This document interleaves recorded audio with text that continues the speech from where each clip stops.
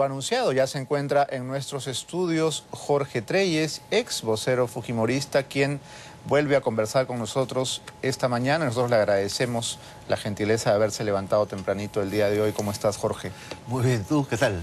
Muy bien, muy bien. Y la verdad tenía muchas ganas de conversar contigo porque, claro, han ocurrido tantas cosas en la política que seguramente tú debes tener una opinión, como siempre, enterada y acertada, pero no puedo dejar de comenzar por el tema que nos une.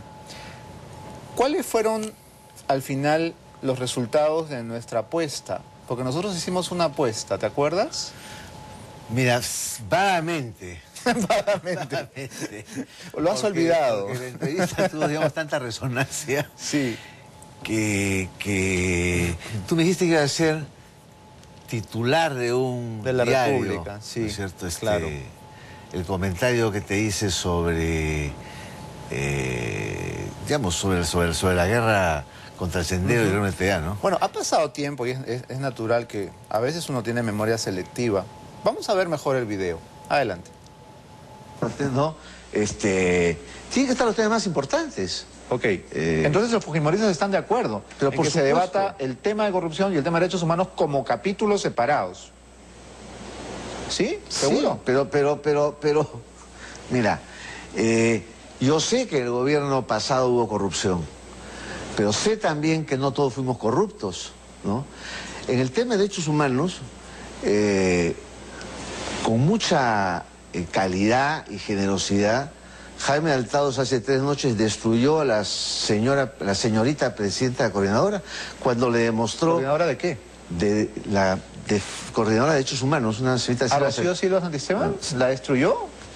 Creo que todavía está entera. Bueno, pero digamos, simbólicamente le demostró que en la lucha contra el Sendero los mayores excesos se cometieron en la década de los 80 y que la victoria de Fujimori fue posible porque se dejó de masacrar comunidades y se hizo una alianza con ellas. Entonces no tenemos ningún reparo en discutir con el comandante Humala sobre derechos humanos. O sea, y además la gente no hizo otra cosa, que los derechos humanos no son solamente los derechos de primera generación, son los de segunda y tercera generación. Pero ¿sabe qué es lo que pasa? Que yo creo que la población teme que ese capítulo del debate se termine convirtiendo en Barrios Altos contra Madre Mía, La Cantuta contra el Andahuaylazo. ¿Quién mató más? Por eso es que, mira, yo te digo, en todo caso nosotros matamos menos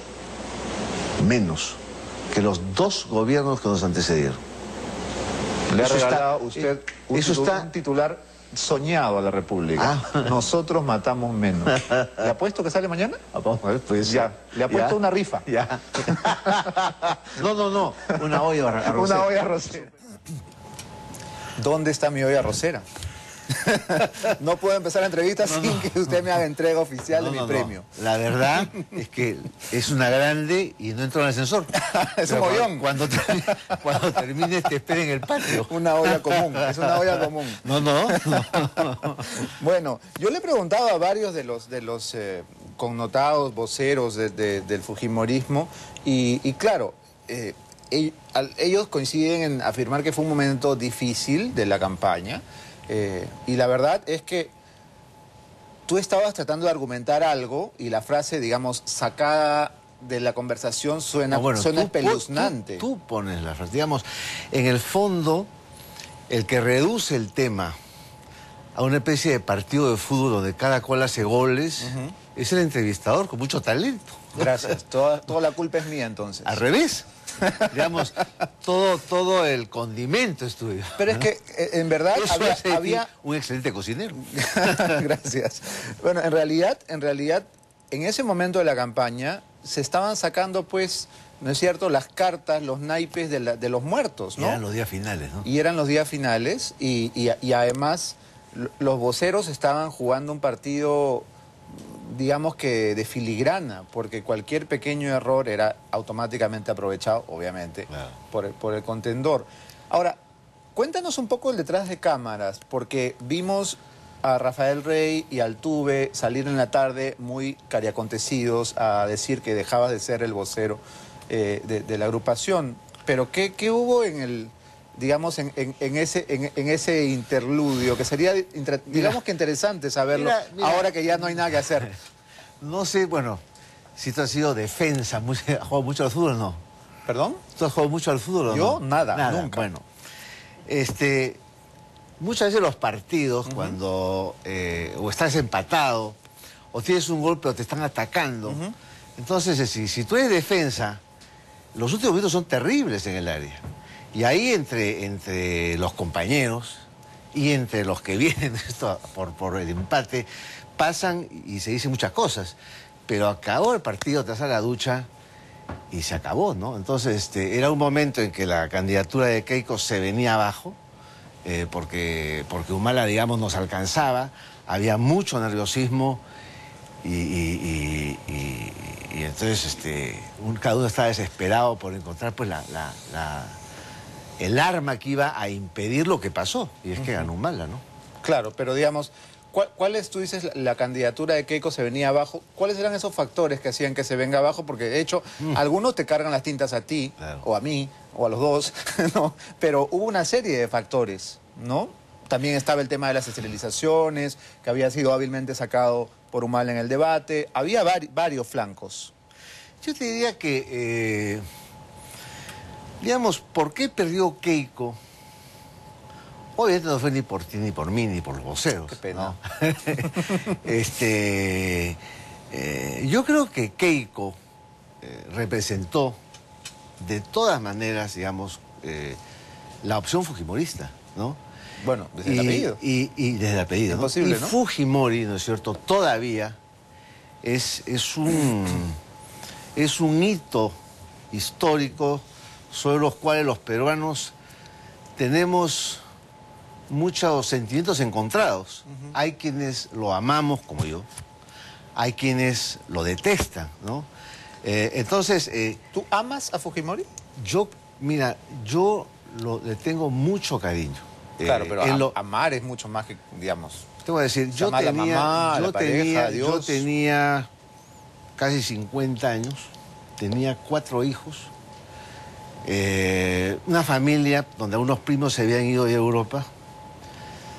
Cuando vino el atentado al Canal 2 y después Tarata, una noche yo me di cuenta que tenía que irme al Perú, porque no había futuro. Como muchos, ¿no? ¿No es cierto? Pero descubrí que ya no podía, porque para irme, ¿a quién le vendía mi casa? Entonces, mi sensación personal fue de que estaba yo en una ratonera.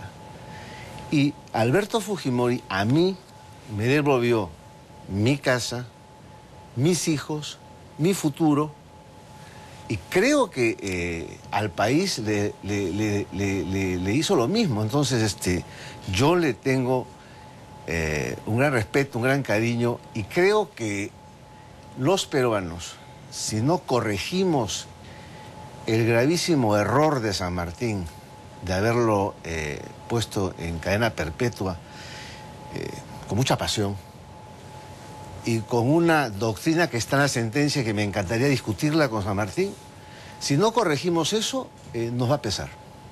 Ahora, tú dices, me volvió mi familia, mi casa, mis hijos. Todo. Bueno, eso sí es una declaración de amor, porque lo que estás diciendo es que le debes la vida, básicamente. Sí, sí. Le debes la vida a Fujimori.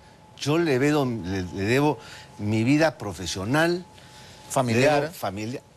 Hoy día, ayer ha sido Navidad, mis hijos están grandes, están en los 30 años, todos trabajan. Yo escucho, ¿no es cierto?, las épocas en que yo tenía su edad, en que era secretario del directorio de COFIDE, porque ya no había inversión privada, ni había empleo privado.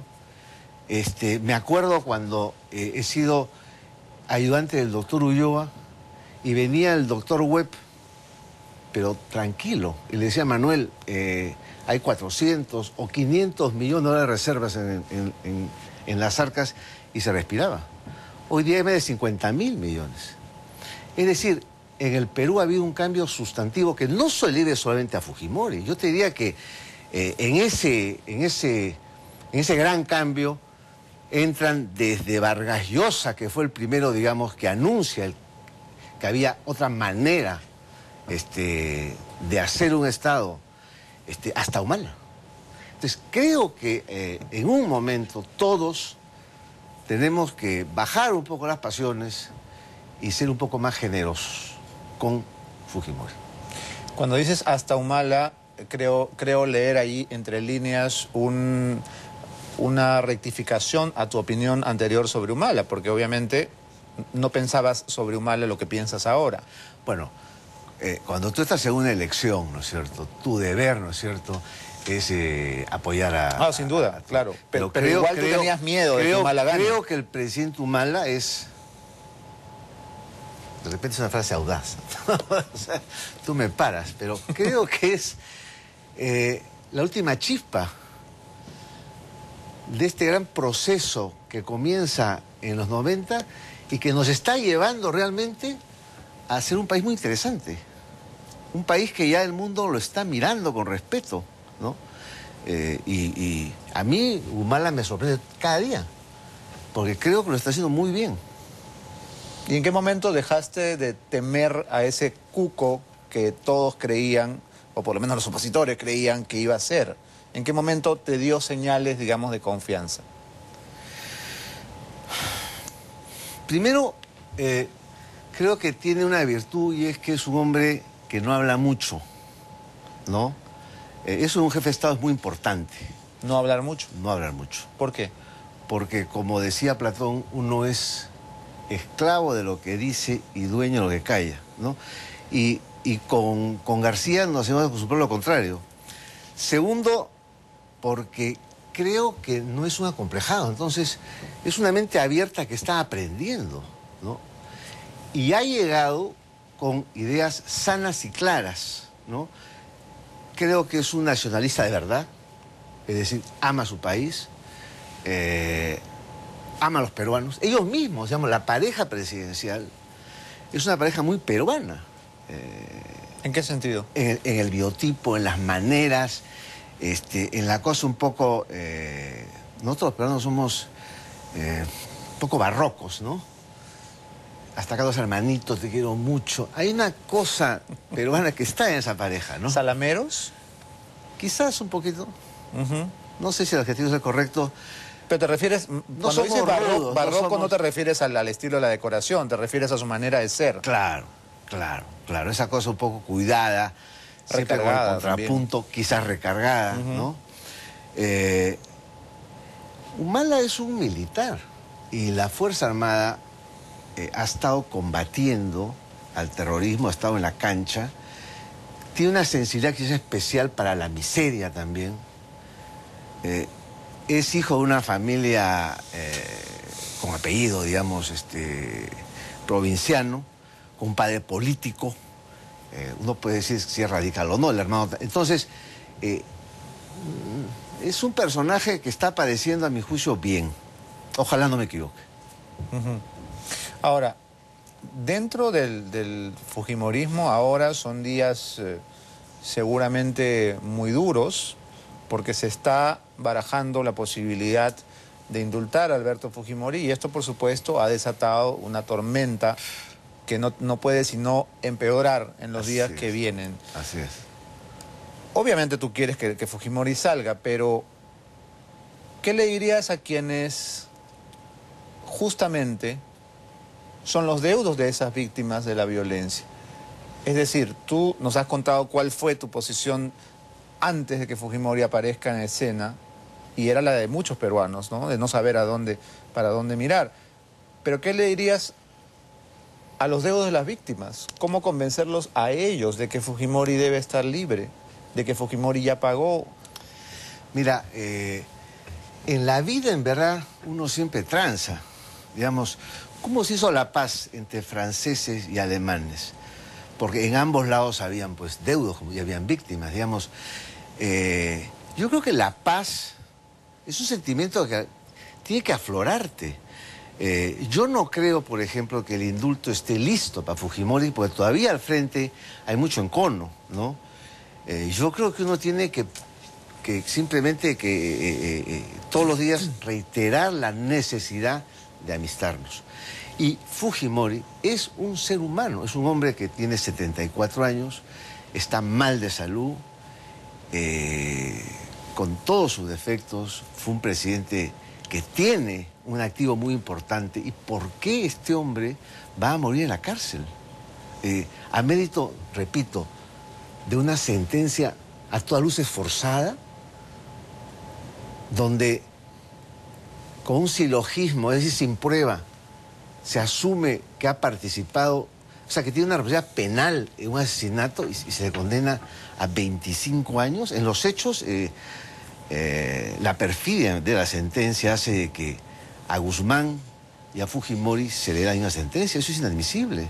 Entonces, ahora, hay que poner un poco de paños fríos. Ya el presidente ha preso pues 8 años, ¿no? Cuando tú dices el indulto no está listo, ¿quiere decir no es el momento? ¿Quiere decir que habría que esperar? Porque es distinto a lo que está diciendo Keiko Fujimori. Keiko dice, ya llegó el momento de pedirlo. Pero como tú dices, yo no soy vocero, soy fujimorista, ¿no? Claro, ahora no tienes esa carga sobre los hombros. Pero piensas que no es el momento, que quizás habría que esperar, ¿qué? Mira, el indulto es un hecho político, ¿no? Creo que se está avanzando mucho en la conciencia popular. Digamos, en un referéndum creo que el peruano votaría por el indulto a Fujimori, cosa que hace un año no era así quizás. Pero entiendo también que los que no están, los antifujimoristas, son fuertes, y como quiera que el indulto es una gracia presidencial, siempre el primer deber de Humala debe ser su presidencia, ¿no? Y Fujimori, con lo importante que es, ese es un tema, y tiene otros temas. Está Humala ahora, digamos, centrándose, está yendo a una posición mucho más posible, digamos, moderada, pero buena para el país. Entonces yo no sé si en este momento Humala, como estadista, pueda abrirse un flanco con un indulto. Despojándote un poco de tu corazoncito, si tú fueras asesor del presidente de la República y el presidente te preguntara, Jorge, ¿qué opinas? ¿Indulto a Fujimori o no? ¿Cuál sería tu consejo? Yo le diría, no cierre la puerta, porque el hecho que el presidente de Fujimori vea la luz lo va a mejorar. Yo estoy seguro que la depresión del presidente de Fujimori se debe a lo que es humano. Si yo supiese que del cuarto donde estoy voy a pasar a la tumba, no estaría muy contento, ¿no? Claro, pero lo mismo podemos decir de los miles de presos de todas las cárceles del Perú. Entonces, ese argumento es humano, pero no todas las sentencias son injustas. Yo no creo honestamente que a Fujimori, por ser presidente de un gobierno donde hubo estos casos, se le pueda condenar. Creo que la sentencia es cerrada. El indulto procede, Jorge, porque en San Martín hay un exceso. Por eso, pero esa es otra discusión. Ya. El que está preso por una sentencia justa también está deprimido y también se enferma y también se va a la tumba. Claro, ya, pero tú me dices, claro, por eso, pero el que está encerrado está deprimido, porque no es natural estar encerrado, porque debe ser un infierno, pero todos los presos están deprimidos. Los castigos justos, si no eres muy miserable lo entiendes. Dije, bueno, sí pues, bueno, cometí el delito o el error, pero lo que es terrible es la injusticia. Yo ahí discrepo. Por eso, pero mi pregunta era, si tú fueras asesor de Humala, yo le diría, volvamos al tema, no cierre la puerta. No lo indulte ahora, le dirías. Sí. No lo indulte ahora. No creo que ahora el régimen pueda abrirse un flanco más, porque está sentándose. Tiene problemas serios. Y se le vendría un bolondrón espeluznante. Creo yo. Pero creo que esto va a aumentar y yo espero, ¿no es cierto?, que pueda haber un indulto en la próxima Navidad, por ejemplo. En la próxima Navidad. Muy bien. Estoy diciendo lo que Jorge Treyes, individuo, piensa y dice. Me parece una opinión inteligente, porque de hecho, en este momento, un indulto generaría una revolución, de todas maneras, ¿no? Además, así no lo genere, o no lo generase, no creo que el presidente pueda arriesgar la estabilidad que está logrando, la esperanza que está logrando. Este es un país que tiene otros problemas también muy serios, ¿no? Sobre eso vamos a volver Vale. luego de la pausa. No se vayan, vamos a seguir conversando con Jorge Treyes. Esto es Abre los Ojos.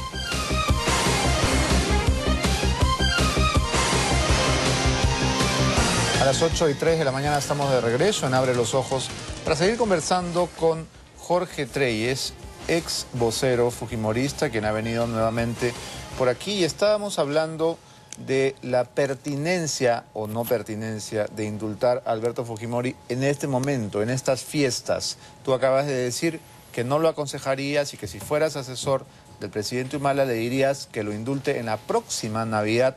Respuesta que creo va a desalentar a alguno de tus amigos fujimoristas. Bueno, ojalá al presidente Fujimori nunca lo hubiese metido preso, ¿no? Si mañana Humala indulta al presidente, yo seré el primero en ir a aplaudir a Humala, ¿no? Pero la política es la ciencia de las realidades, ¿no? Y diría que yo entendería, ¿no?, que el régimen mire bien su accionar político en un momento en que hay tantos temas difíciles, ¿no? Ahora, lo que estás diciendo fríamente es que la gobernabilidad y el rumbo del país están por encima del bienestar de Fujimori. De cualquier peruano. Yo diría, sí, en la política uno debe poner por encima el interés general, ¿no? Con resguardo obviamente de los derechos fundamentales, pero sí, el primer deber del presidente Humala, a mi juicio, es el desarrollo del Perú, la grandeza del Perú. Ahora, algunos connotados líderes de Fuerza 2011 han aparecido muy enfadados en los últimos días contra periodistas que han mostrado algunos documentos del Instituto de Neoplásicas o documentos médicos de diversa índole, tratando de decir que Fujimori no sufre de una enfermedad terminal, cosa que es médicamente muy discutible. Pero la ironía que se hace es, los fujimoristas se molestan de que Fujimori esté sano. No ¿Te es así, parece digamos, injusta esta observación? Un poco falaz. Marta Chávez y Aguinaga, para decírtelos con nombre y apellido, aparecieron muy molestos por una presentación que hizo Rosa María Palacios de unos documentos que certificaban, digamos, que la enfermedad no es terminal. Ya nos han explicado que si el presidente quiere indultar, indulta, así esté con gripe Fujimori, sí, ¿no? Pero hay además ¿se puede decir que en este momento los fujimoristas preferirían que la enfermedad fuera terminal? No. No, yo lo que te digo es que es un hombre deprimido, pero deprimido severamente. Y segundo, tiene una neoplasia que no se ha ido, lo han operado 4 veces. ¿Qué significa eso? No lo sabe nadie. Yo soy hijo y hermano de médico.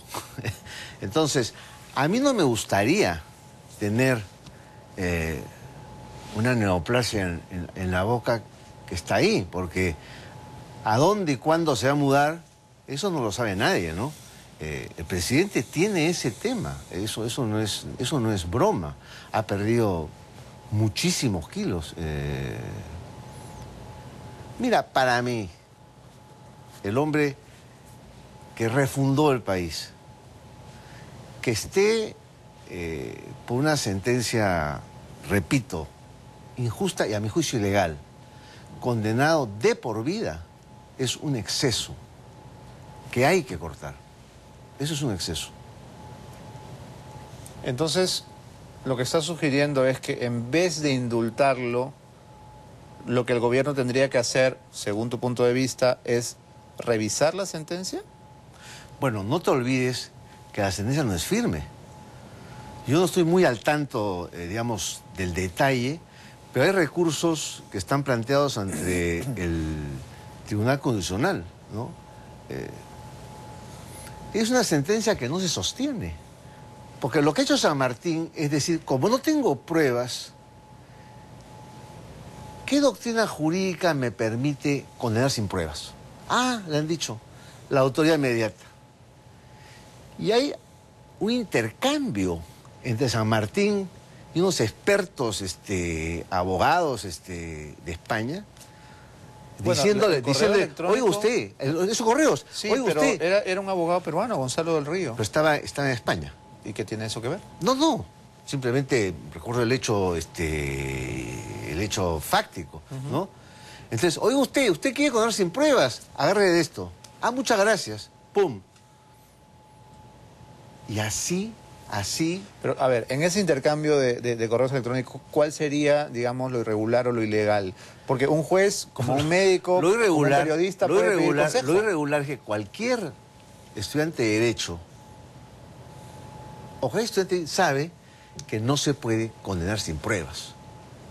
Lo que ocurre es que en algunos casos extremos de organizaciones criminales, con poca legalidad pero mucha justicia, se ha condenado sin pruebas.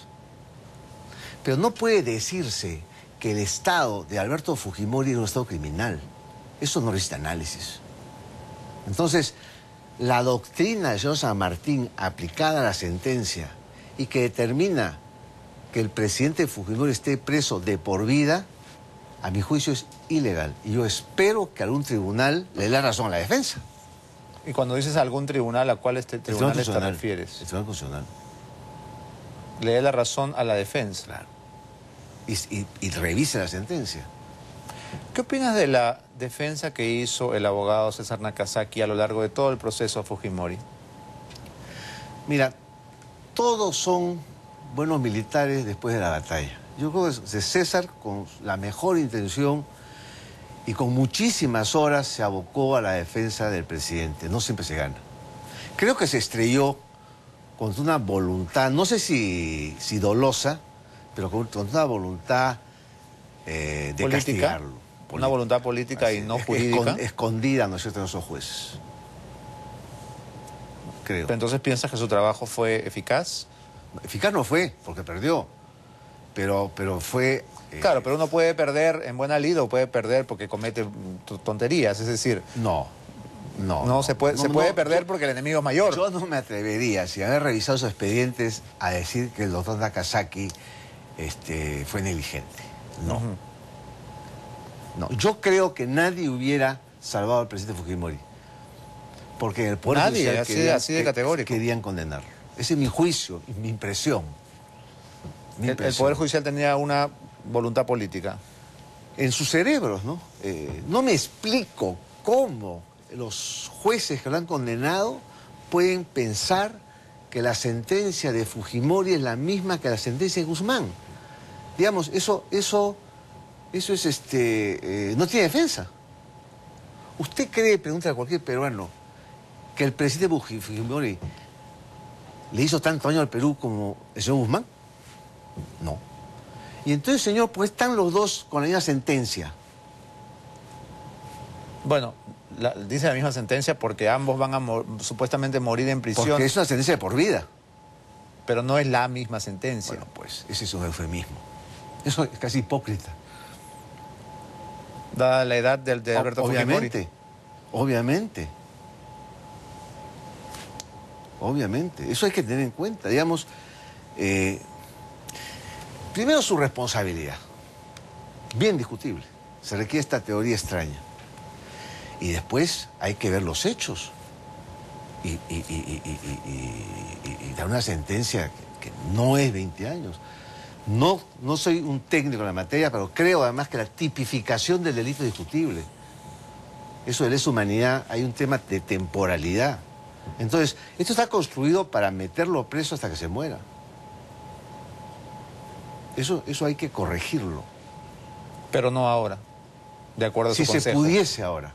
Pero no se puede. Pero no le exigiría al presidente Humala, yo no perdería confianza en su juicio porque no lo haga ahora. Yo entendería la prudencia del presidente. ¿Y crees entonces que quizás él tenía la voluntad, pero habiendo medido cuáles pueden ser las consecuencias, se haya inhibido? Porque en un momento se generó la impresión, la sensación de que era inminente. Y de pronto parece que han frenado un poco los caballos. Mira, para mí el tema de Alberto Fujimori y su injusticia está ante mis ojos hace mucho tiempo. No sé si es lo mismo para el presidente Humala. Yo creo que el presidente Humala ha llegado a ser presidente pensando en otros temas, digamos, en el tema de su radicalismo, en el tema de su posibilidad, digamos, de hacer un país que continúe. Es decir, todos los temas que tiene un presidente. Y de repente se ha aparecido esto, a mi juicio, no hace mucho, ¿no? En que cada día está más en los periódicos el hecho de que el presidente Fujimori, enfermo y flaco, se está pagando en prisión. Entonces creo que Humala y sus asesores están recién mirando eso. No se les puede pedir todavía una decisión. Ahora, casi no hay político que no se haya pronunciado sobre el tema. Hay que decir que la mayor parte de las opiniones suenan a favor ahora, ¿no? Pero, por ejemplo, no deja de sorprender escuchar al expresidente Alan García decir que le duele profundamente la situación de verlo en ese estado, cuando él podría haberlo indultado también, en vez de dolerse tanto. Pero lo importante, creo yo, para los que queremos que el presidente Fujimori salga libre, es que el presidente García esté con nosotros. Yo prefiero no recordarme de qué pudo hacer. Hay que agradecerle su sensibilidad. Creo que se trata de eso, se trata de un poco de caridad humana. Eso creo que es. Y que todos nos demos cuenta que el capítulo que se abre, digamos, en los 80 con Sendero, ya acabó felizmente. Es tiempo de mirar a otras cosas y de corregir los excesos que unos u otros hayamos tenido, ¿no? Bueno, ojalá hubiera acabado, ¿no? Todavía estamos viendo asesinatos en el BRAE, todavía estamos viendo que a los comandos de Chavín de Huántar se les va a someter a un juicio en vez de construirles un monumento, ¿no? Y eso creo que, a diferencia del tema de Fujimori, que es muy polémico, el tema de Chavín de Huántar sí creo que tiene unanimidad, una especie de unanimidad, sí, ¿no? Y tenemos la suerte de que está en Palacio un oficial. Entonces creo que además del deber nacional hay una sensibilidad, porque él sabe que el ejército ha combatido. Al ejército peruano se le ha perseguido también injustamente. A través de Humala vas a ver una cierta reivindicación justa, a mi juicio, del ejército. Y en el fondo, mira, si somos un país ya maduro, próspero, entre comillas, donde vienen los capitales, donde la miseria está disminuyendo, ¿por qué tenemos que ser todavía un poco coloniales en la justicia? Si mi constitución me dice ser república es tener 3 poderes nacionales, ¿por qué parte de la justicia es extranjera? ¿Por qué 6 o 7 jueces que no son peruanos, que no están sujetos a ningún control? Porque yo a San Martín, si creyese que ha cometido un acto, digamos, con responsabilidad administrativa penal, voy a la ONU y lo denuncio. ¿Cómo denuncio yo a un juez de la Corte? O sea, ¿qué justifica que el poder, que la jurisdicción nacional en parte esté en manos extranjeras? Nada. Digamos, el sistema de la Corte Interamericana es un sistema de hace 20 o 30 años. Pero a mí me da vergüenza que los jueces peruanos no puedan juzgar sobre todos los casos. Los casos de derechos humanos, ahí hay una capitis diminutio para los jueces peruanos. ¿Qué significa eso? Hay una disminución de su competencia. Porque los competentes son los jueces de la Corte. Y cualquier cosa que digan los jueces peruanos está sujeto a que no se lo modifique la Corte. Eso es ridículo. El tema de fondo es si parte del derecho de una república a juzgarse a sí mismos debe estar en manos extranjeras. Eso es colonial. Eso ocurría cuando estábamos sujetos a la corona española. Ahora, ¿quiénes han hecho posible que lleguemos a este extremo? Es decir, La historia, pues. gracias a quiénes es que estos comandos, que consiguieron una auténtica proeza militar, que ha sido alabada en todo el mundo y que ha sido puesta como ejemplo en todas las escuelas de oficiales del mundo, sea castigada, que es realmente no cabe en la cabeza de nadie. Es increíble, porque además ya han sido juzgados acá. O sea, a estos comandos se les quiere juzgar 2 veces. Un derecho humano elemental es que nadie puede ser juzgado 2 veces por los mismos hechos. Pero estos jueces de la comisión y la corte quieren juzgarlos 2 veces. Bueno, ese exceso se debe a que así somos. Hemos dejado que prospere una rama, entre comillas, especializada del derecho y que se cometan todas esas tropelías. Y es un negocio. ¿Por qué es un negocio? Porque hay abogados que ganan muy bien. Hay abogados consiguiendo que llevar bien. Estos casos Por a la Corte supuesto. Interamericana. Y porque, ¿no es cierto? Hay una especie de tutelaje inadmisible de estos señores que no han sido elegidos por nosotros, que no son controlados por nosotros. Contra la sentencia más dura del señor San Martín cabe el indulto y la amnistía, no contra estos señores. Porque además, vía interpretación, porque sus sentencias interpretan y extienden y modifican las leyes, sucede que la ley peruana no rige. Y ellos te dicen, ¿indulto? No. El presidente del Perú no puede indultar todos los casos, solo algunos. Entonces tú lees la Constitución y ahí eso no dice, ¿no? Eso dice, ¿cómo? O sea que 7 extranjeros pueden modificar la ley juzgan peruana. de acuerdo a qué ley, entonces. Si están por encima de la ley peruana, ¿de acuerdo a qué ley Bueno, van a juzgan ser de acuerdo a los instrumentos de la Corte Interamericana, pero que son muy latos y que ellos, a su libre albedrío, interpretan en sentencias larguísimas, que hay que leerlas. Entonces, eso es entonces, inadmisible. ¿qué podría pasar cuando con los comandos lo de más Chavín de Huanta? importante que a mi juicio haya dicho ministro de Justicia alguno es lo que ha dicho este ministro. Hay que modificar las competencias de la Corte, y tiene razón. Y si el Perú se pone al frente de varios países que tienen que estar muy molestos y le pone el cascabel al gato, habremos hecho una gran labor jurídica para el continente. Porque no es posible que estemos sometidos a 7 señores. Pero cuando preguntaba quiénes han hecho posible, me refería a nombres, porque hay autoridades que han facilitado te voy a decir, esta situación. El doctor Fernando de Traseñí, con su firma, puso el instrumento que nos sacó de la Corte en 1999. Y el doctor Javier Pérez Cuellar, con su firma, nos devolvió. Ambos están vivos, pueden venir acá. Pregúntales.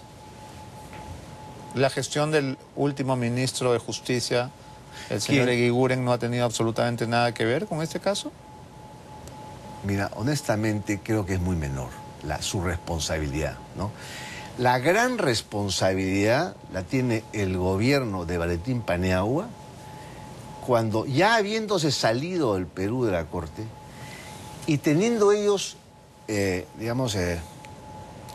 la evidencia de la historia de la Corte, nos devolvieron sin reservas. Y fueron más allá. Dijeron que el retiro de la Corte, que había sido aprobado por una resolución del Congreso peruano, no valía. ¿El ministro de Justicia de Paniagua no fue Diego García Sayán? Fue Diego García Sayán. Que ahora le están pagando el favor, pues. No solamente eso. En la historia del Perú con la Corte, que ha estado muy ligada al conflicto del Sendero y del MRTA, nos hemos allanado a sus excesos. La defensa peruana es sumamente frágil porque estamos llenos de allanamientos, donde sin discutir, digamos, la acusación, nos hemos allanado. O sea, ese es un camino oprobioso. Lo que pasa es que como es muy especializado, no se conoce bien. Y ahora, si a esto le sumamos el hecho de que los terroristas, incluso la mujer de Néstor Serpa Cartolini, que ya es una cosa delirante, están consiguiendo pasaportes a la libertad, porque obviamente estos terrucos no van a regresar, ¿no? Pues ¿qué conclusión podemos sacar? Te la dejo a ti, mira. Es increíble, es increíble. Está la señora Berenzo en Estados Unidos. Es decir, esto es una locura. Por eso hay que poner un poco de realismo y de, no sé, ¿cómo es posible que el presidente Fujimori esté preso y estos señores que tú mencionas estén pasando Navidades en su casa? Además, con tanto crédito por nuestro Poder Judicial que depende de ellos si regresan o no. Pero eso es lo que estamos viendo. ¿Y van a regresar? No sé. ¿Y qué va a pasar si no regresan? Me imagino que el regresan? primero que está orando es San Martín. No, pero es que además, si la justicia peruana está confiando en que estos terroristas regresen y no regresan, queda ciertamente ridículo. En ridículo. Pero es un ridículo espantoso. Y todo indica que Pero eso es lo que va a una pasar. ciudad americana que presente un recurso ante un juzgado americano y bueno, se queda hasta que resuelvan. Y que el Estado americano entregue a una ciudadana americana a una corte peruana, en tipo de elecciones, digamos, yo no sé. Hay un chileno en Chile, creo también, ¿no? Sí, claro. Lautaro Entonces, Mellado también se fue a Chile. Bien, Jorge, ha sido muy interesante conversar contigo, pero el tiempo nos ha vencido una vez más. Una vez más. Gracias por haber venido. A ti por invitarme. Nos vamos a una pausa y regresamos.